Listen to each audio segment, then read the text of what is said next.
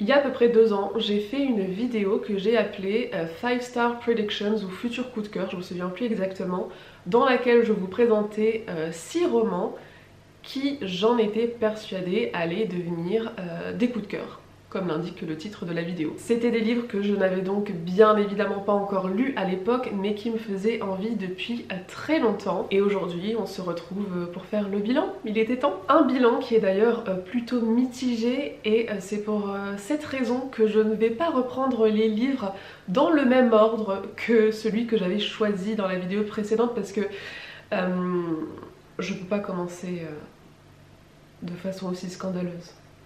C'est pas possible. Vous comprendrez plus tard. On va donc commencer avec un livre que j'ai vraiment apprécié et que j'ai lu peu après avoir fait cette vidéo initiale, donc il y a un peu plus de 2 ans. Et c'est là que je me maudis de ne pas avoir pris de notes sur ces livres, parce que il y en a qui remontent hein, vraiment. Et en plus je savais que j'allais tourner cette vidéo bilan longtemps après, mais il n'y a pas une seule fois où je me suis dit que j'allais me faciliter la vie et prendre des notes. Non, non. Je me suis dit qu'on allait le faire comme ça, avec ma mémoire de poisson rouge. Une de mes premières lectures de ce petit challenge, donc si on peut appeler ça comme ça a été Daisy Jones and the Six de Taylor Jenkins Reid, qui est aussi l'autrice des 7 maris d'Evelyn Hugo, qui est un de mes romans préférés. J'en ai déjà parlé plein de fois sur cette chaîne. À l'époque, c'était sa dernière parution en date, et il me semble que son nouveau roman sort dans quelques semaines, ou peut-être qu'il est déjà sorti. Bien évidemment, je l'achèterai et je le lirai une fois que j'aurai un petit peu moins de choses à lire. Mais dans Daisy Jones and the Six, on suivait l'histoire de ce groupe de musique et de leur chanteuse, donc Daisy Jones and the Six, dont l'histoire a débuté dans les années 70, et le but du roman c'était de comprendre pourquoi le groupe s'était séparé alors qu'il était à son apogée, qu'il était hyper populaire, que ses disques se vendaient hyper bien, que les concerts se passaient super bien. Comme les 7 maris d'Evelyn Hugo, c'est de la fiction, mais c'est raconté de manière à ce que on croit vraiment à la réalité des personnages qu'on est en train de lire et à l'histoire qu'on est en train de découvrir. Là-dessus, Taylor Jenkins Reid est plutôt forte. Et donc voilà, elle nous raconte l'histoire de ce groupe de rock, des membres de ce groupe, de leurs histoires d'amitié, de leurs histoires d'amour, de leurs emmerdes, de leurs addictions. Bien évidemment, comme dans tous les groupes, il y a eu des dramas, il y a eu de la drogue. C'est vraiment l'histoire de leur vie quoi, mais en mode sexe, drogue et rock'n'roll. C'est un roman qui a été écrit sous forme d'interview, donc il n'y a que des dialogues. Et pour cette raison, je l'ai écouté en audio, puisque il y a un cast complet, donc une voix pour chaque personnage. Je recommande à 1000% le livre audio. Je l'ai écouté en anglais. Dans mon souvenir, c'était hyper accessible. En tout cas, je regrette absolument pas ce choix, parce que avoir écouté Daisy Jones and the Six en audio, c'était génial. Je trouve que Taylor Jenkins Reid, elle a vraiment un talent pour écrire les gens, pour écrire leurs sentiments, pour écrire leur vie. Et c'est le plus gros point fort de ce roman, qui de toute façon est complètement centré sur ses personnages. Et si ça n'avait pas été le cas, je pense qu'elle l'aurait pas écrit sous forme d'interview. C'était hyper intéressant d'entrer dans la tête de chacun et de chacune, et de voir comment chaque personne peut vivre et interpréter différemment un événement, une période de leur vie. Et même si ça n'a pas été un immense coup de cœur comme a pu l'être les 7 maris d'Evelyn Hugo, c'était vraiment une très bonne lecture. Une lecture un petit peu plus mitigée, que j'avais d'ailleurs placée en bonus, puisque j'étais pas vraiment sûre à 100% de l'adorer, puisque quand j'avais filmé cette vidéo, j'avais déjà feuilleté les premières pages du roman, et j'avais constaté que l'écriture des personnages dès les premières pages était un petit peu caricaturale, et je m'étais pas trompée. Je vous parle de Éclosion de Ezekiel Boone. C'est le premier tome d'une série, je sais pas combien de tomes il y a exactement en tout, mais de thriller, dans laquelle on va suivre plein de personnages à travers le monde, un monde qui est en train de partir en couille littéralement, puisqu'il se passe plein de choses étranges, un petit peu inexpliquées. En gros, c'est un roman choral, un genre de récit de début d'apocalypse, ou en tout cas de quelque chose qui ressemble fortement et qui va affecter plein de gens de manière différente aux 4 coins du globe. Il me semble qu'il y avait une histoire d'explosion nucléaire en Chine, il y avait des histoires d'araignées bizarres et tueuses. Au niveau de l'intrigue, il y avait tout pour me plaire, mais là où ça a pêché, c'est en effet les personnages qui étaient un petit peu clichés, un petit peu caricaturaux et qui m'ont pas spécialement plu. C'était une bonne lecture, même si c'était pas la lecture du siècle. Il y a une suite et je m'étais dit que je la lirais pas spécialement, donc je me suis débarrassée du tome 1. Mais je regrette un petit peu puisque plus j'y repense et plus je me dis que ouais, j'aimerais bien savoir ce qui va se passer, j'aimerais bien avoir le fin mot de l'histoire. Je pense que ce serait pas difficile de se replonger dans la suite, même si ça fait assez longtemps que j'ai lu le premier tome. À voir. Bon, maintenant je me sens prête à vous parler du premier roman que je vous avais présenté dans cette vidéo, qui est un classique plutôt contemporain de la littérature italienne et auquel je pensais vraiment souvent et que j'étais persuadée que j'allais adorer. Genre vraiment, il y a beaucoup de gens qui ont lu ce livre, il y a beaucoup de gens qui en ont parlé en bien. J'avais entendu que des éloges au sujet de ce bouquin et quelle ne fut pas même pas ma déception, mais ma stupeur. Je vous parle de L'Art de la joie de Goliarda Sapienza que j'ai abandonné au bout de 30 pages. Je pense que c'est la deuxième fois de ma vie que j'abandonne un roman aussi rapidement. Si vous me suivez, vous savez que j'ai pas peur d'abandonner mes livres. C'est pas quelque chose qui me dérange, mais j'essaie vraiment de leur donner ce que moi je considère être une vraie chance entre guillemets. C'est-à-dire que si le roman est assez court, j'essaie au moins d'aller jusqu'à la moitié. Comme ça je me dis, si le roman il fait 200 pages et que j'ai lu 100 pages, c'est pas énorme et j'arrive à savoir si vraiment j'ai envie de rester pour la suite ou pas du tout. Si le roman est un peu plus long et que je sens que je vais vraiment peiner à arriver à la moitié, je me dis bon, au moins 100 pages. 100 pages d'un papier c'est vraiment pas grand chose, mais je me dis 100 pages, tu prends la température et puis tu vois. Et là avec L'Art de la joie, j'ai été presque choquée de ma propre réaction parce que ça m'arrive très rarement d'avoir ce sentiment dès le début que ça va pas le faire. Vraiment c'est une rencontre qui se passe mal et dont tu sens qu'elle ne va aboutir à rien de positif, ou en tout cas que même si... je sais pas comment dire. Au même titre que parfois je commence un livre et au bout de 10 pages à peine je me dis waouh, j'ai l'impression que je tiens un nouveau coup de cœur, j'adore, j'aime le style, j'aime l'ambiance, je rentre automatiquement dans cet univers que je connais pas encore et tu sens, il y a un truc, il y a une petite étincelle, et bah des fois c'est tout l'inverse quoi. Et c'est ce que j'ai ressenti avec L'Art de la joie. Faut dire que c'est un roman qui commence fort, puisque on a d'abord une scène de sexe que moi j'ai trouvé très ambiguë. On suit la vie de Modesta, qui est une jeune Sicilienne et qui nous raconte son histoire depuis son enfance jusqu'à visiblement l'âge adulte. J'ai pas eu l'occasion d'arriver jusque là malheureusement, mais en tout cas au tout début, et là je vous dis vraiment au tout début, c'est-à-dire les 30 premières pages, je ne sais pas quel âge elle a, mais j'ai l'impression qu'elle est jeune, très jeune, genre fillette, voire très jeune préadolescente, mais pour moi elle avait 12 ans maximum. Et on a cette scène de sexe où elle a une relation avec un garçon qui certes n'est peut-être pas un adulte majeur et vacciné comme on dit, mais qui pour moi était quand même beaucoup plus mature qu'elle et beaucoup plus conscient de ce que signifiait cette relation sexuelle. Alors que pour Modesta, j'ai l'impression que elle a eu cette relation avec ce mec et on lui aurait touché le bras, ça aurait eu la même signification. Alors que non, pas du tout. Pas du tout. Et j'ai été très mal à l'aise à l'idée justement de ressentir, ou en tout cas de m'imaginer cette différence d'âge et cette différence de maturité et cette différence d'appréhension de ce qui était en train de se passer. J'ai perdu le début de ma phrase. Bref, j'ai l'impression qu'il y avait un ascendant psychologique sur cette jeune fille de la part de ce garçon plus âgé, en tout cas c'est comme ça que je l'ai vu, et tout de suite ça m'a mise mal à l'aise. Et je me suis dit bon, passons, soit ça arrive dans les 10 premières pages, mais on va continuer.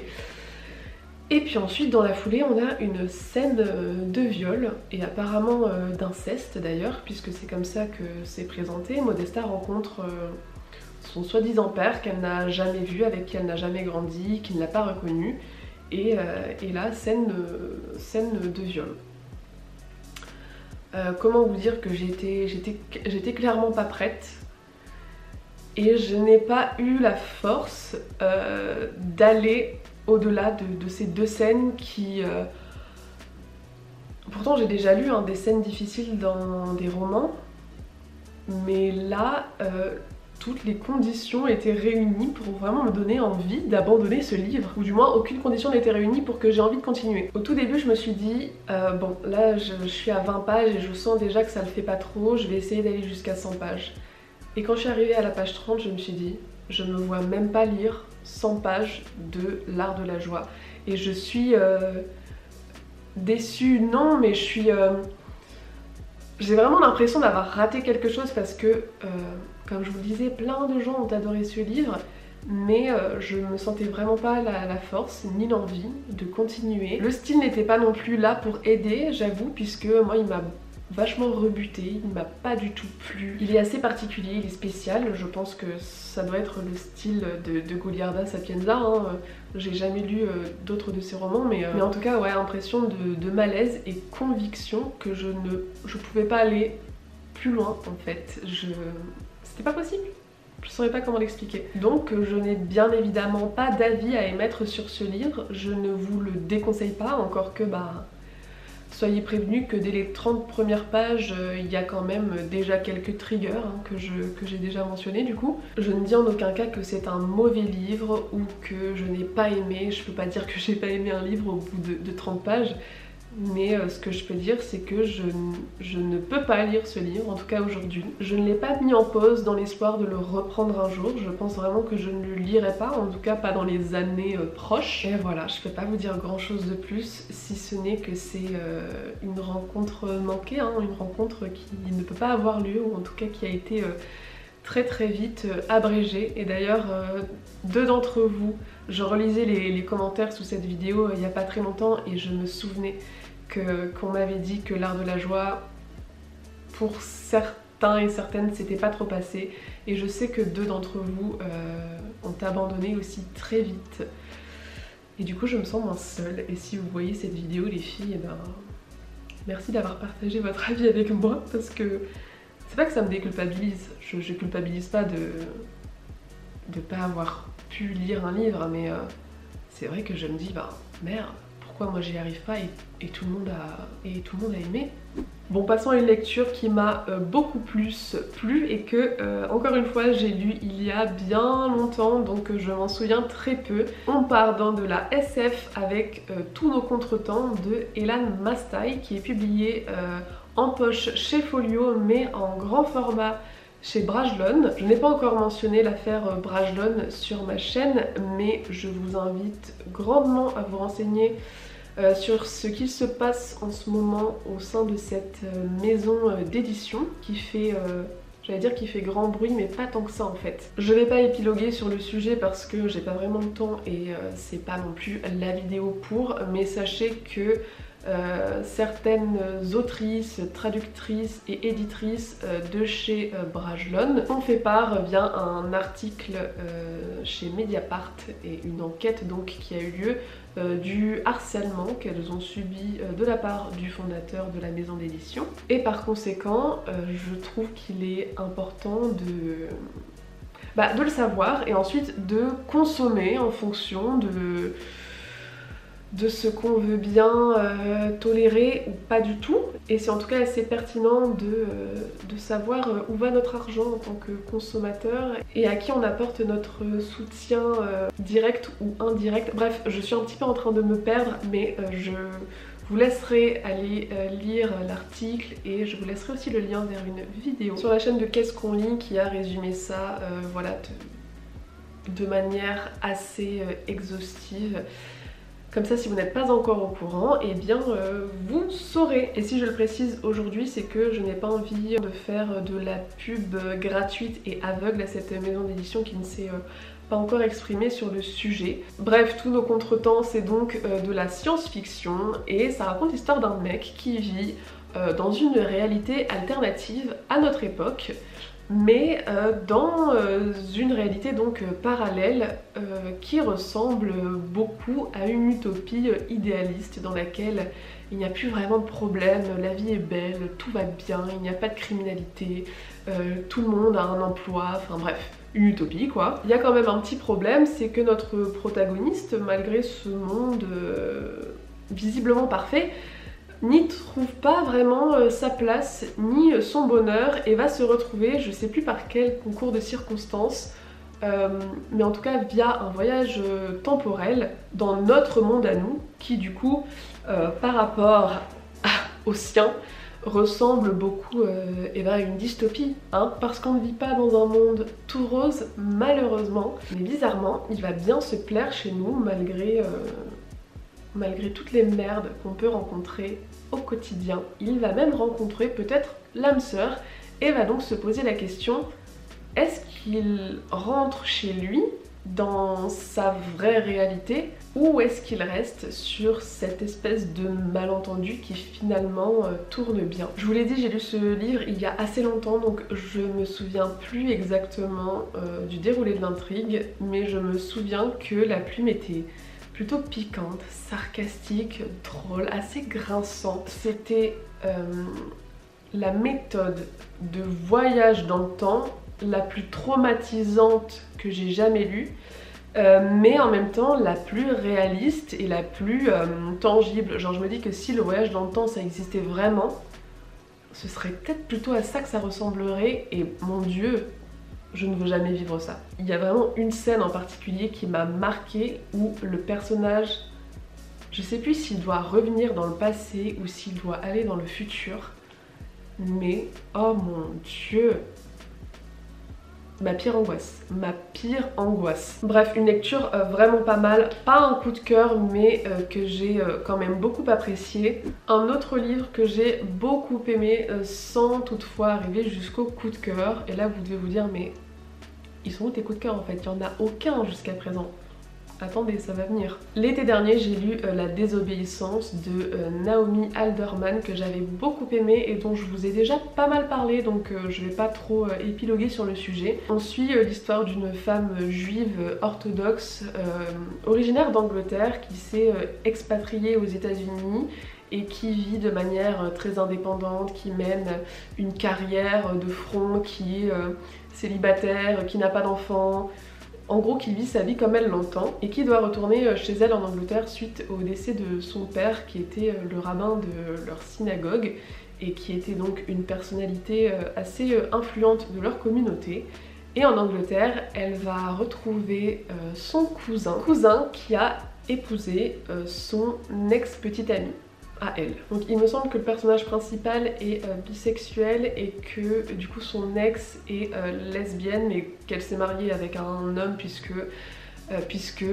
religion, puisque pas possible de décider de sa vie et d'être ouvertement lesbienne dans une communauté juive orthodoxe assez sévère. Ou disons qu'en tout cas si tu as envie de vivre tes relations amoureuses au grand jour, tu vas peut-être être obligé de t'exiler de ta communauté, de ta ville, de ne plus voir ta famille, bref, sujet très intéressant, compliqué, qui a été, je trouve, je peux pas dire si c'est bien traité ou pas parce que je ne suis pas juive orthodoxe, mais en tout cas c'était hyper intéressant, j'ai adoré les réflexions de ce roman sur la religion, la famille, les interdits, l'indépendance et la liberté. Il n'y avait pas autant de drama, de fougue et de passion que ce que j'aurais souhaité, mais finalement c'est pas plus mal, c'était beaucoup plus réaliste que ce que j'avais anticipé et beaucoup plus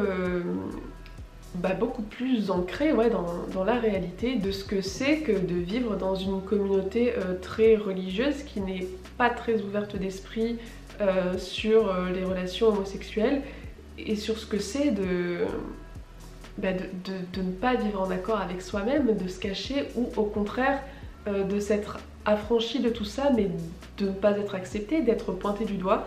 C'était très intéressant. Si le sujet vous intéresse, je vous recommande vivement ce livre qui a été vraiment une très bonne lecture pour moi. Et puis enfin, pour mon seul et unique coup de cœur de la vidéo, mais dont j'ai déjà parlé en long, en large et en travers, puisque je ne pouvais pas le réserver pour un bilan 2 ans plus tard, c'était pas possible, puisque quand tu aimes quelque chose, tu as besoin d'en parler. Bien évidemment, L'Assassin Royal de Robin Hobb, dont j'ai lu tout le premier arc, donc les 2 premières intégrales de chez J'ai lu. Bon, j'en ai déjà parlé des tonnes de fois de L'Assassin Royal. Est-ce que j'ai vraiment encore besoin de dire pourquoi j'aime cette saga? C'est si bien écrit, les personnages sont d'une profondeur. T'as l'impression que à chaque fois que tu tournes les pages, tu effeuilles en même temps les couches de chaque personnage et à chaque fois, il y a de la nouveauté et à chaque fois on va plus profond. Je sais que tout le monde n'est pas d'accord avec ça, mais moi je trouve vraiment que les personnages de l'Assassin Royal sont incroyables, qu'ils sont hyper bien écrits.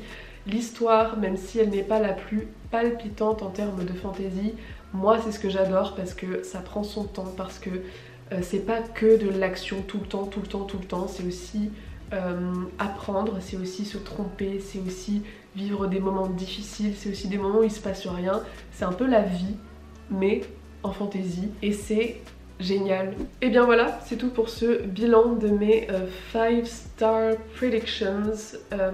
Honnêtement 2 ans, c'est pas trop mal, je pensais que je prendrais plus de temps, en même temps ne pas avoir lu les 850 pages de l'art de la joie, c'est sûr que ça a accéléré la cadence. En tout cas, je constate que même si la plupart ont été des bonnes lectures, voire des très bonnes lectures, j'ai quand même eu qu'un coup de cœur sur 6, c'est pas énorme, et en plus un abandon, donc je pense que là ça me fait perdre vraiment beaucoup de points. Oh, la batterie. Sur ce, je n'ai plus beaucoup de batterie, donc je vous dis à très bientôt. Faites de belles lectures, j'espère que cette vidéo vous aura plu. Et puis moi, je vous dis à très bientôt. Bye.